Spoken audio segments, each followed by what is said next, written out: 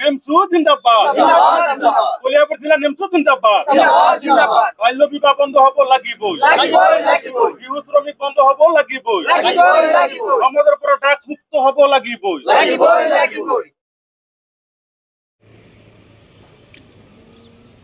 হয় আজি আমি উত্তৰ পূৰ্বাঞ্চল সংখ্যালঘু ছাত্ৰ সন্থা চমুকৈ নেমচুৰ কলিয়াবৰ জিলা সমিতিৰ অন্তৰ্গত যি আমাৰ শিঙিমাৰী আৰু আমাৰ কাঞ্চনপুৰৰ যুগীয়া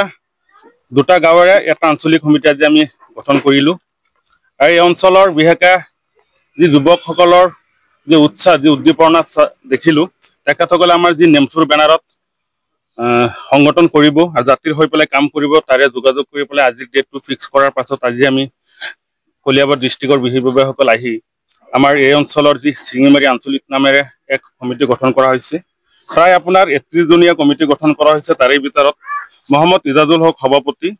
আসিফ ইফতিকাৰ আৰু পাৰভেজ জাকাৰিয়া দুজনকে সাধাৰণ সম্পাদকৰ দায়িত্ব দিয়া হৈছে ইয়াৰ লগতে বিভিন্ন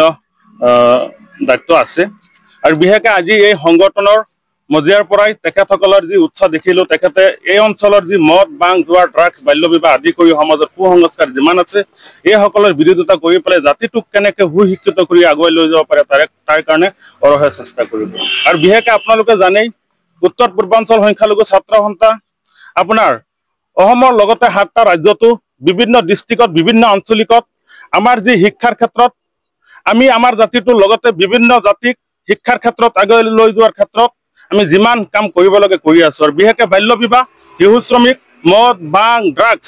ইয়াৰ বিৰোধিতাৰে আমি তীব্ৰভাৱে বিৰোধিতা কৰিছোঁ আৰু অনাগত দিনত আমি কৰি যাম আমাৰ এটাই লক্ষ্য আমাৰ সমাজখন কেনেকৈ সুশিক্ষিত হ'ব পাৰে আমাৰ সমাজখন কেনেকৈ ড্ৰাগছ মুক্ত হ'ব পাৰে আমাৰ সমাজখন কেনেকৈ মদ মুক্ত হ'ব পাৰে তাৰে আমাৰ উদ্দেশ্য আৰু সেইখিনি আমাৰ কাম আৰু সেইখিনি আমাৰ সংগঠনৰ বেনাৰত থাকি পেলাই আমাৰ যিসকল নৱনিৰ্বাচিত আজি আমাৰ শিঙিমাৰী আঞ্চলিকৰ বিষয়ববীয়াসকল আছে তেখেতসকলক আমি কলিয়াবৰ জিলা নেমচুৰ ফালৰ পৰা পোনপ্ৰথমে ধন্যবাদ জ্ঞাপন কৰিছোঁ লগতে তেখেতসকলৰ ফালৰ পৰা আমি আহা এইখিনিয়ে বিচাৰিছোঁ তেখেতসকলে এই সমাজখন যাতে মদ বাং ড্ৰাগছ বাল্য বিবাহ আদি মুক্ত কৰে তাৰ কাৰণে যাতে অৰহ কাম কৰে সেইখিনি আমি বিচাৰিছোঁ